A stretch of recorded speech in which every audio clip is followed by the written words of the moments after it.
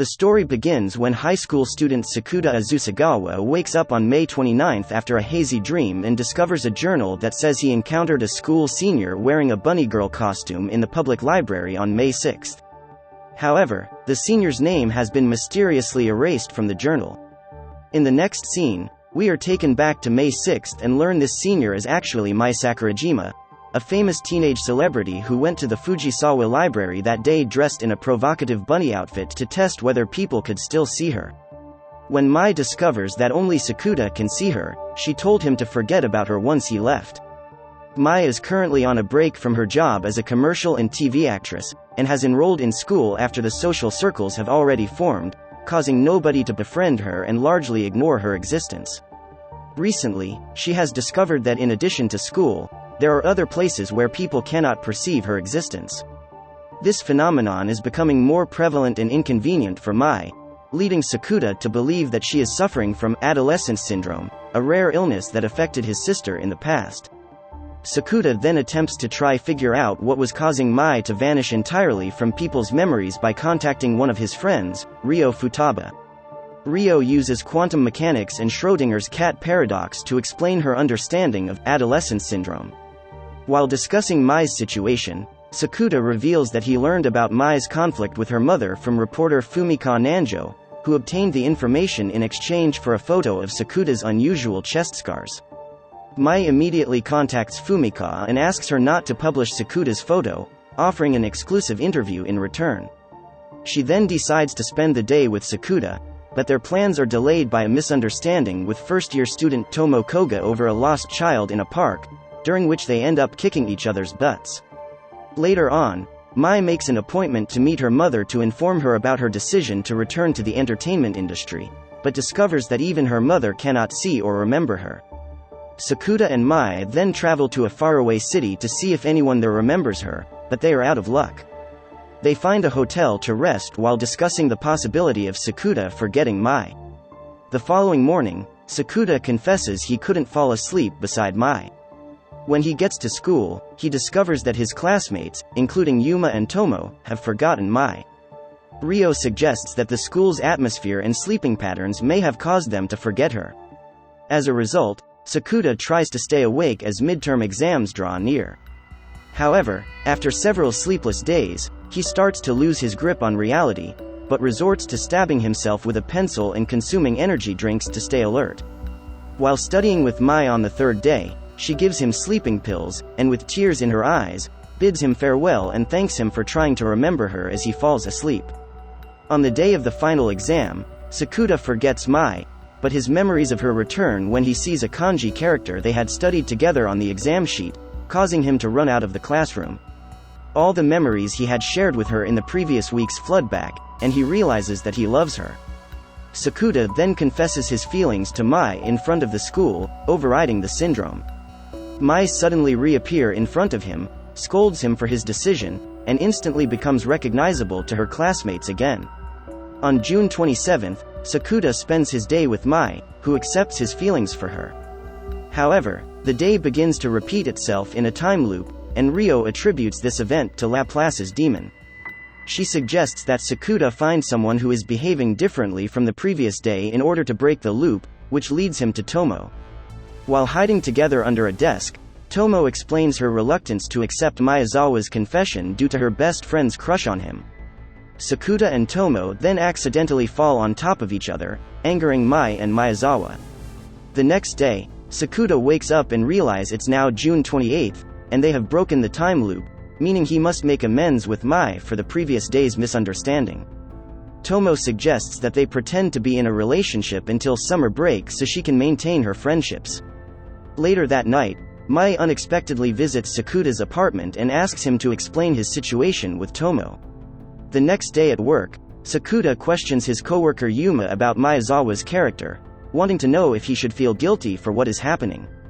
Yuma reveals that Maezawa had tried to start a relationship with Tomo while already having a girlfriend, and that he speaks negatively of his previous partners.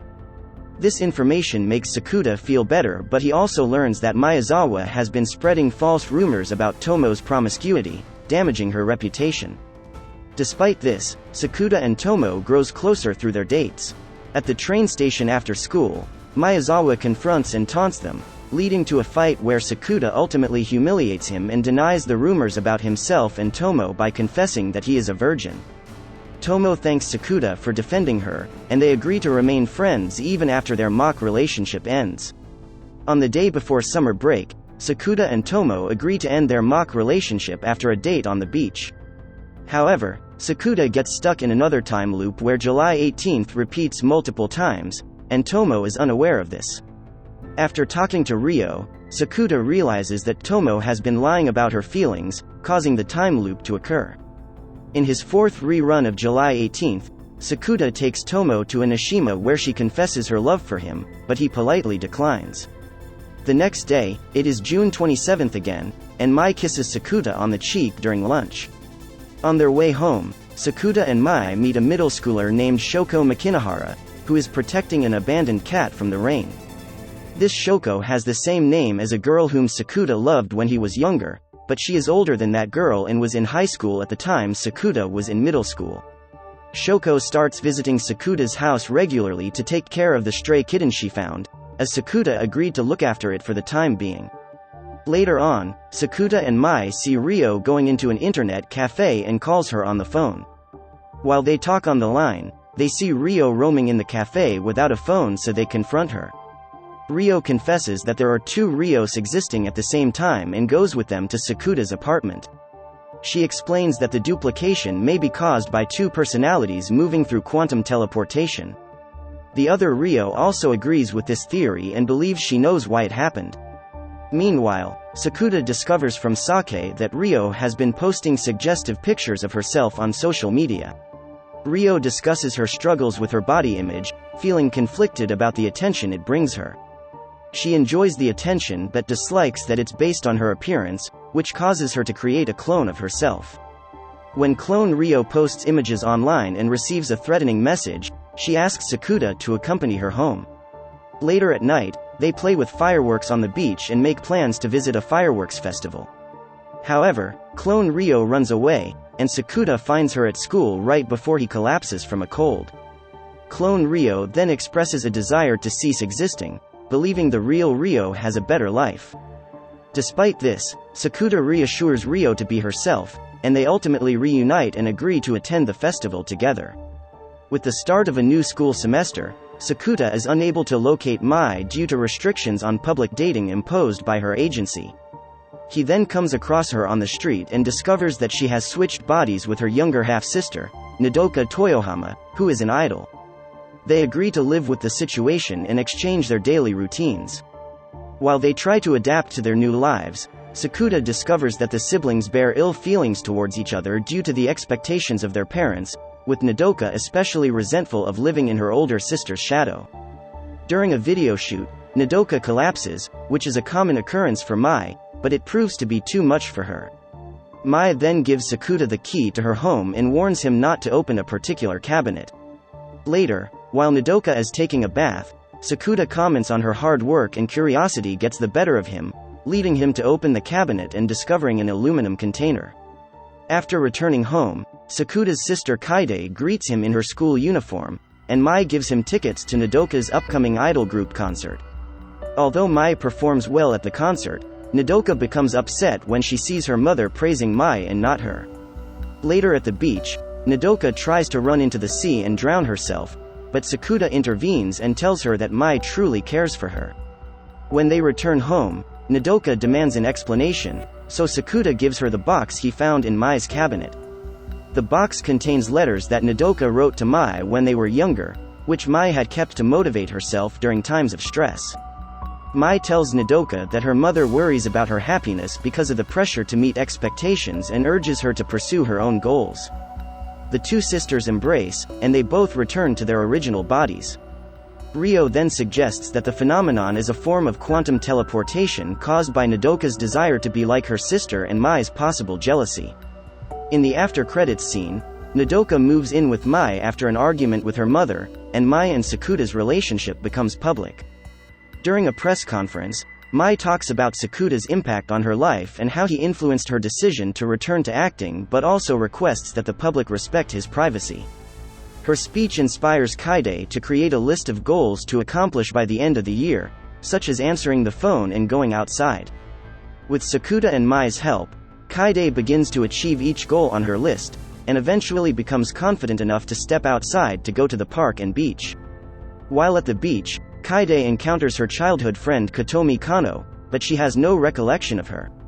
Sakuta then reveals that Kaide has dissociative amnesia caused by cyberbullying, which also led to their mother's mental breakdown and Sakuta's chest scars.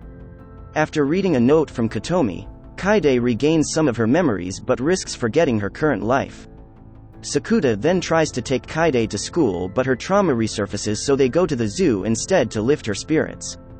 Later, Sakuta takes Kaide on a tour to school at night, which comforts her, and she decides she's ready to go back. However, the next day Kaide reverts to her old self and loses her recent memories. During his visit to see Kaide in the hospital, Sakuta becomes overwhelmed with emotion and feels guilty for not being able to save her. This causes his old wounds to reopen, and Shoko comes to help treat his injuries while he takes a bath. Shoko then reads from Kaide's diary that she had written after her memory loss, which contains a list of goals Keita had created to make Sakuta happy in case she regained her old memories. The following day, Sakuta discovers a note left by Shoko and learns that both versions of her have disappeared completely, suggesting that she could just be an illusion created by his imagination. Meanwhile, Mai visits Sakuta at home but leaves in anger after finding the note from Shoko. Sakuta then follows Mai to her filming location and they go on an impromptu date, during which Mai apologizes for not being there for him during his crisis. Sakuta reassures her that he is just happy to have her by his side. In a post-credits scene, Sakuta and Kaide are shown packing their bags at the hospital as Kaide expresses her desire to go to school and not be alone anymore, while Sakuta shows his appreciation for her.